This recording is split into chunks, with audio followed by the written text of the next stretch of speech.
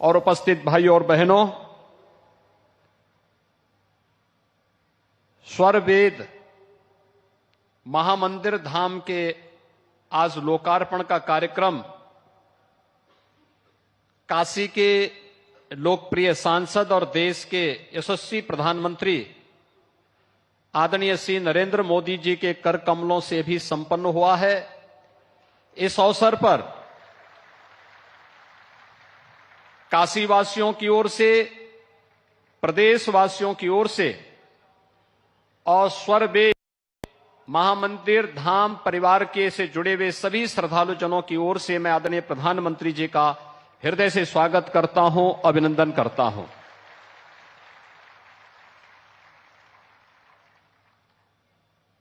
स्वर वेद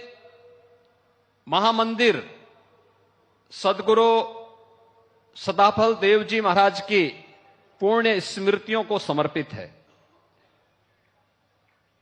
100 वर्ष पहले उन्होंने विहंगम योग की जिस साधना के लिए संत समाज की स्थापना की थी, शताब्दी वर्ष का एक कार्यक्रम विहंगम योग संत समाज का प्रारंभ हुआ है। और इससे सुखद अनुभूति और क्या हो सकती है कि दुनिया के सबसे लोकप्रिय नेता, जिन्होंने भारत को सर्वांगीण विकास की एक नई गति दी है, एक नई पहचान दी है और भारत के विरासत पर दुनिया गौरव की अनुभूति कर सके, इसका एहसास कराया है। आज ऐसे यशस्वी प्रधानमंत्री जी के कर कमलों से मंदिर का, इस धाम का लोकार्पण का कार्यक्रम संपन्न हुआ है। आप सभी श्रद्धालु जनों को मैं इस अवसर पर हृदय से बधाई देता हूं, अपनी शुभकामनाएं देता हूं। भाइयों बहनों, हम सबका सौभाग्य है जब एक संत की साधना मूर्त रूप लेती है तो इस प्रकार का एक धाम बनकर के तैयार होता है। और यह सदगुरु सदाफल देव जी महाराज की उन संघर्षों का जिन्होंने देश की आजादी के लिए किया था, जिन्होंने उत्तराखंड के कर्ण आश्रम के ऊपर शून्य शिखर पर साधनारत होकर के आध्यात्मिक जगत की अनुभूतियों के माध्यम से भारत की आध्यात्मिक ज्ञान की परंपरा को, वेद और उपनिषदों के उस परंपरा को बहुत सरल और सहज भाषा में अपने अनुयायियों और भक्तों के लिए स्वर वेद के माध्यम से प्रस्तुत किया। आज उसका एक मूर्त रूप हम सबके सामने यहां पर देखने को मिल रहा है। हम आज नए भारत की अनुभूति कर रहे हैं। भाइयों बहनों, ये नया भारत, जो नया भारत आज आदरणीय प्रधानमंत्री जी के नेतृत्व में दुनिया का मार्गदर्शन कर रहा है, अपनी विरासत पर गौरव की अनुभूति कर रहा है। काशी में, काशी विश्वनाथ धाम में पिछले 1 वर्ष के अंदर 13 करोड़ से अधिक श्रद्धालुओं का आना, देश और दुनिया के श्रद्धालुओं और अनुयायियों का आना, पूरा देश की ओर भारत की विरासत पर योग की परंपरा हो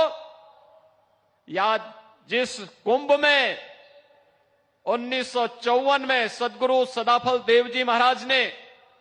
अपनी भौतिक लीला का विसर्जन करते हुए आध्यात्मिक जगत में शून्य शिखर पर स्वयं प्रवेश किया था, कुंभ की इस महान परंपरा को, चाहे वह दुनिया की मूर्त सांस्कृतिक धरोहर के रूप में मान्यता देना हो या फिर उत्तराखंड में केदारपुरी के पुनर्निर्माण का कार्य हो या महाकाल के महालोक के निर्माण का कार्य। भाइयों बहनों, 500 वर्षों का इंतजार करते हुए अयोध्या में भगवान श्री राम के भव्य मंदिर के निर्माण का कार्य हो, हर भारतवासी का मन अपनी विरासत पर गौरव की अनुभूति करता हुआ दिखाई देता है। कारण है एक यशस्वी नेतृत्व देश को वर्तमान में निरंतर अपनी पूरी ऊर्जा के साथ, सत्संकल्प के साथ आगे बढ़ा करके बिना भेदभाव के पूरी ऊर्जा को देश के लिए, उन कार्यों के लिए समर्पित किया हुआ है जिसको लेकर के 1920 में सदगुरु सदाफल देव जी महाराज ने जेल की यातना भी सहन की थी। और भाइयों बहनों, आज हम सब उसी स्वतंत्र भारत के नागरिक के रूप में अपनी आजादी के अमृत काल के इस द्वितीय वर्ष में पूरी ऊर्जा के साथ आदरणीय प्रधानमंत्री मोदी जी के नेतृत्व में अपनी विरासत पर गौरव की अनुभूति करते हुए उनकी पुनर्स्थापना के कार्यों के साथ जुटे हुए हैं, सजे हुए हैं। आप सभी लाखों श्रद्धालुओं की यहां पे उपस्थिति